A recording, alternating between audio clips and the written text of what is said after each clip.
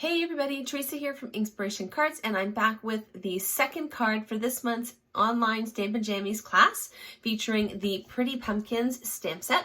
I hope you enjoyed last week's card. I know I did, and I'm excited to share this week's card with you. So let's get started.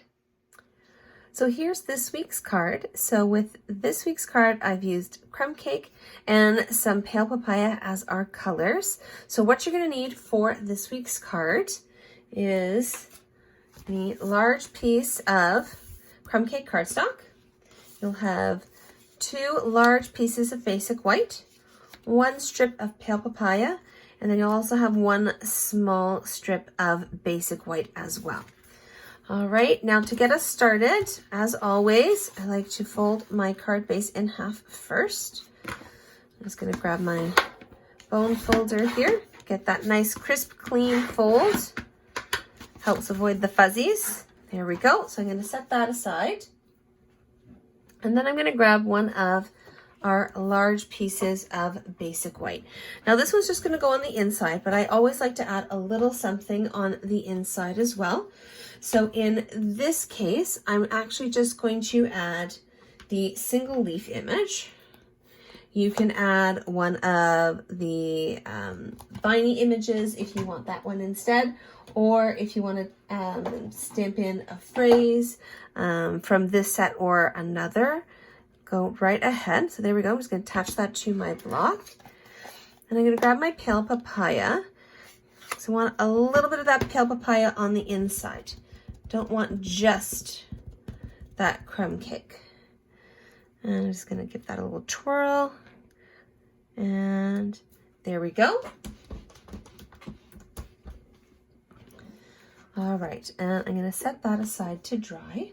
And let's get our strip of pale papaya next. So we're going to use that same image if you use the single leaf image. And we're just going to make a little bit, almost like a designer series paper, and just stamp a whole bunch of our leaf image around the strip.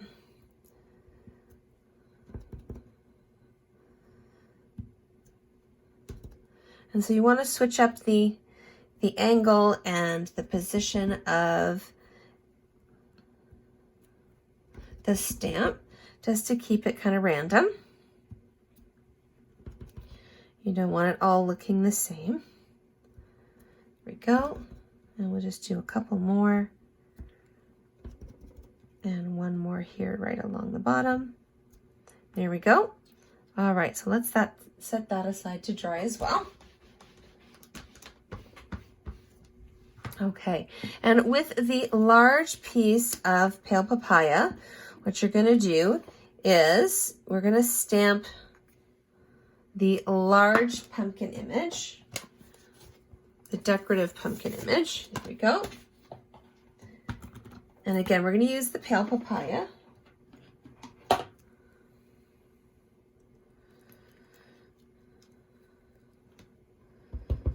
I'm really actually liking the pale papaya for the pumpkins. My other favorite would probably be, of course, pumpkin pie. There we go. So that's just going to go in that bottom right-hand corner. There we go. All right, and so now we can put that pale pumpkin ink pad away. And you're going to want your crumb cake along with the larger viney leaf image. So there's 2. You want the larger of the 2. So this one here. There we go. And just give that a squish onto my block, and let's flip this open. All right, and you're going to want to just give yourself an idea of where you're going to want that strip to go. So if you cover up your pumpkin, that's not a problem. There we go. So you're going to want a little bit on either side of your strip. So just gently tap that stamp on your ink pad. There we go. And I'm going to do this right down the side here. go. And I'm going to flip it around. And this is going to kind of shoot out towards that stem for my pumpkin. And I'm going to do one more running up the side here. There we go. And let's give that some time to dry. And grab our little strip of basic white. And this is where our phrase comes in. So in this case, I chose the, if friends were pumpkins, I'd pick you. You could also go with gather together. That one actually would also fit nicely on that strip as well. So I'm going to stick with my if friends were pumpkins.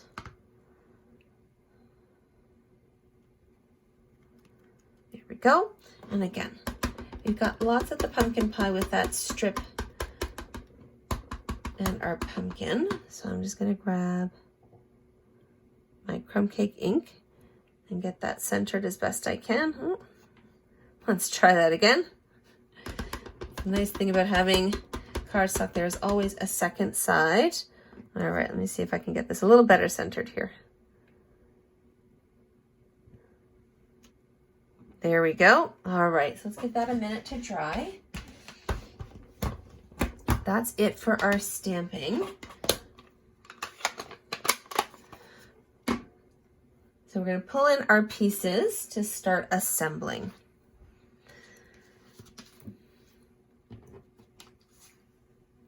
So here's that piece from earlier. It's going to go on the inside of our card base. So here we go. And today I'm actually using my Tombow liquid glue. Usually I'm a tape runner girl, but I ran out before my refill arrived. But the liquid glue works great. You can use whether it's liquid glue or tape runner, whatever your go-to is. And then just center that in your, on that right-hand side there. There we go. All right, and again, I'm gonna grab our piece with, so these are our vine images and our pumpkin as well. And just gonna use that liquid glue. I'm not putting it too thickly on the back here. Don't wanna get it too soggy or curly. There we go.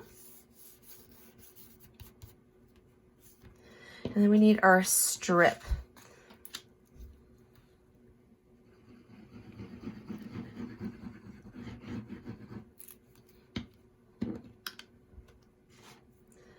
All right, you can see where that's gonna go. So we've got our vines sticking out from behind.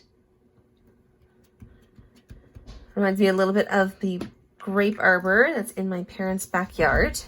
All right, so that's it for our glue. So our phrase is actually going to get attached with just a few dimensionals. I'm going to use a few minis here.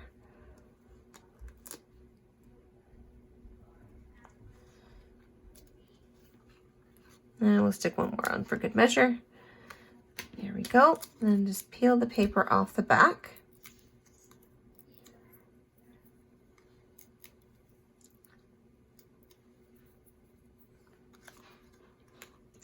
And this is going to go right up in that top right-hand corner.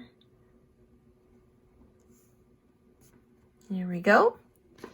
And to top it off, I'm going to add a couple of pale papaya jewels. So this is from the In Color jewels. I'm going to put one larger one. I'm actually going to cover up that little spot right there. And one of the little ones just right up there in the top. Now, if you want, you can also add a little bit of Wink of Stella to the detailed pumpkin here.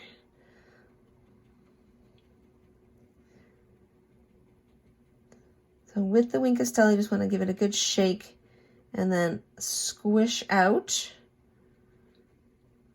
the glitter. This is probably one of the best ways to add a little bit of bling, a little bit of glitter to your cards and not have to worry about the mess afterwards. Unless you squeeze too hard, which I have done.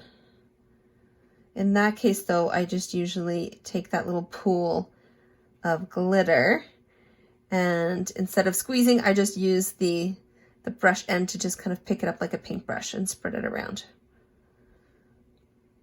And in some cases, that's actually what I do with some of my projects. I'll actually squeeze out a little bit of the Wink of Stella onto just a scrap piece of paper.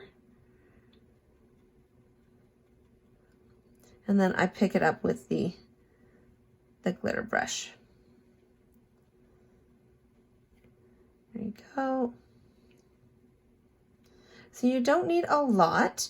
I know with I'm not sure how well it's coming through. I know when I post pictures and I've used Wink of Stella, it's hard to see. The light has to hit it just right, but it really does add a nice little bit of glitter when you do add it. There we go.